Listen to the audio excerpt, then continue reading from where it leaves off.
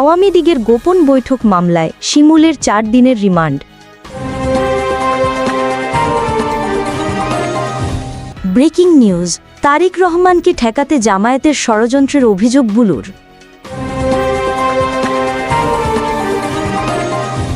মঞ্চ ৭১ অনুষ্ঠানে উত্তেজনা, লতিফ সিদ্দিকী সহ কয়েকজন আটক। পিআর পদ্ধতি নিয়ে রাজনৈতিক দলগুলোর হুমকি, অভিযোগ মির্জা ফখরুলের।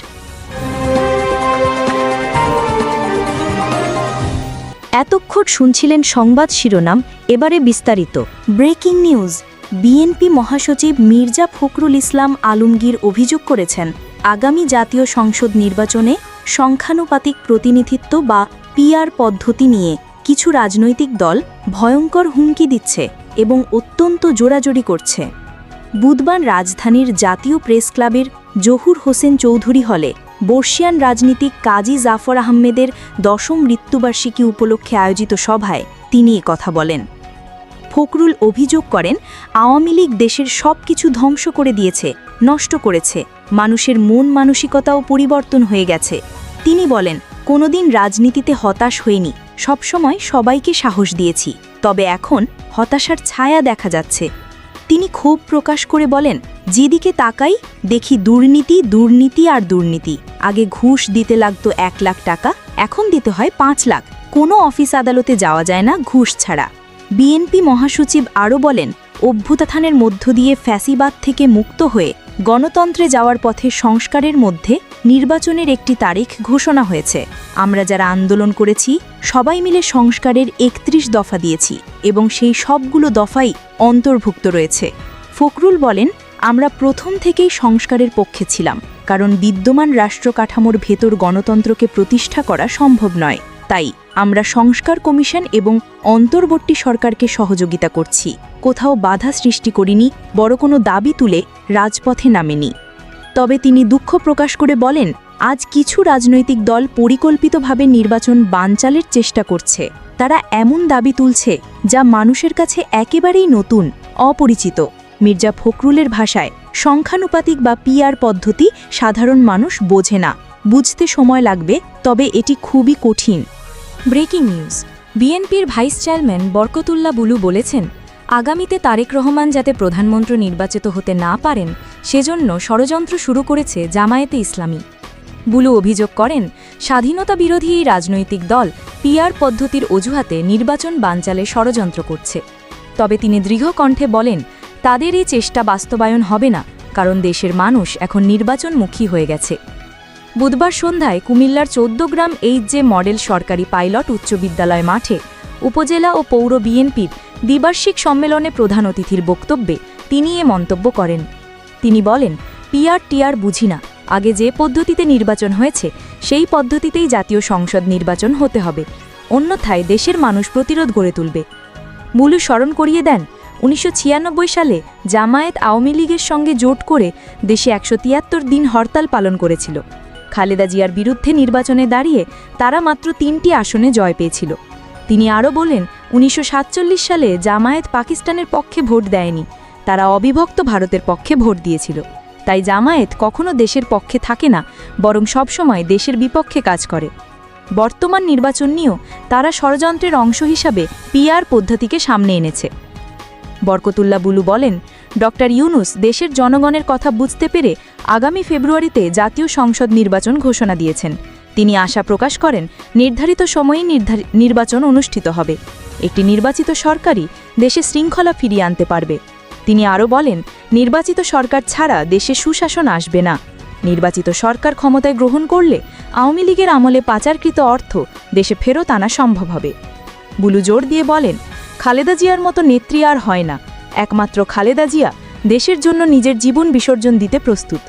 তিনি অভিযোগ করেন, শেখ হাসিনা খালেদা জিয়াকে জেলে নিয়ে স্লো পয়জন দিয়ে হত্যার চেষ্টা করেছে। এই সময় তিনি জিয়াউর রহমানের অবদানের কথা স্মরণ করে বলেন, ১৯৭১ সালের ২৭ মার্চ স্বাধীনতার ঘোষণা দিয়ে তিনি দেশকে একটি পূর্ণাঙ্গ মানচিত্র উপহার দিয়েছিলেন।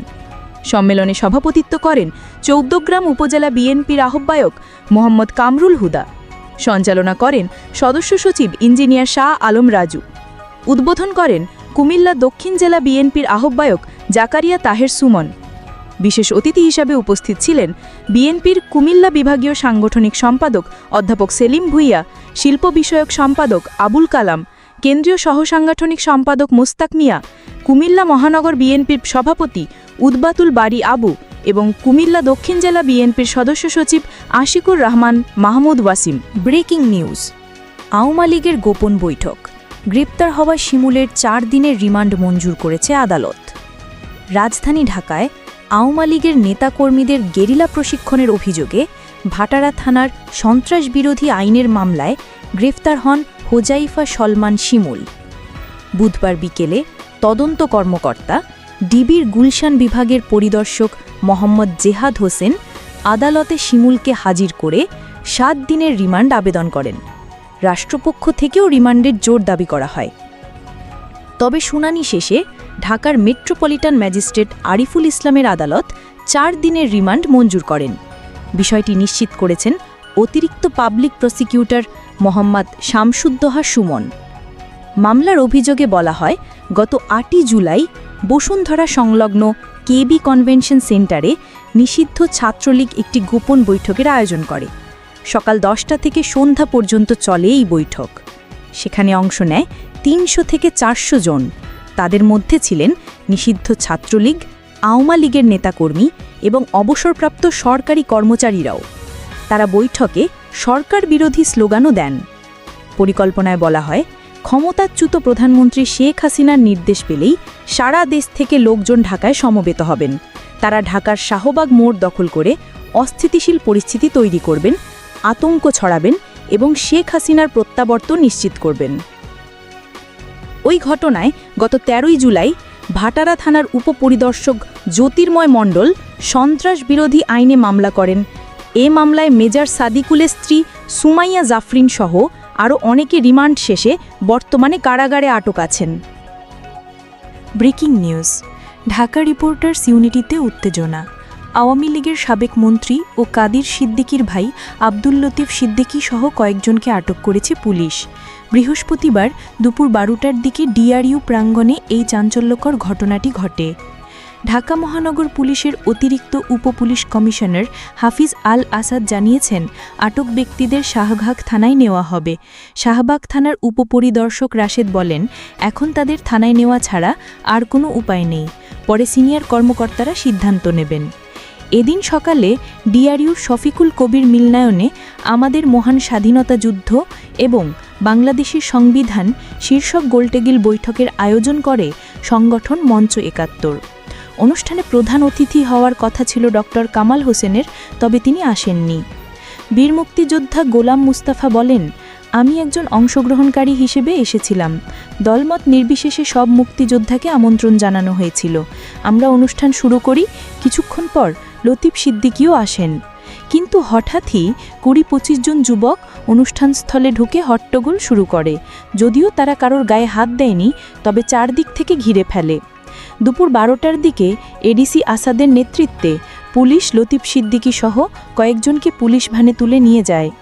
প্রত্যক্ষদর্শীরা জানান, জুলাই যোদ্ধা ব্যানারে আল আমিন রাসেলের নেতৃত্বে কিছু যুবক অনুষ্ঠানস্থলে প্রবেশ করে, উপস্থিত নেতাদের অবরুদ্ধ করে রাখে এবং পরে পুলিশের হাতে তুলে দেয়। প্রাসঙ্গিক মুক্তিযুদ্ধের ইতিহাস বিকৃতি রোধ ও মুক্তিযোদ্ধাদের সম্মান রক্ষার দাবিতে মঞ্চ ৭১ নামের নতুন প্ল্যাটফর্মটি গত ৫ আগস্ট আত্মপ্রকাশ করে। এতে যুক্ত আছেন মুক্তিযোদ্ধা, নতুন প্রজন্ম ও ছাত্র জনতার প্রতিনিধি। এই প্ল্যাটফর্মের সমন্বয় করছেন অধ্যাপক আবদুল্লাহ আল মামুদ, বীর প্রতীক এবং সুপ্রিম কোর্টের সিনিয়র যুগ্ম আইনজীবী ZI খান পান্না।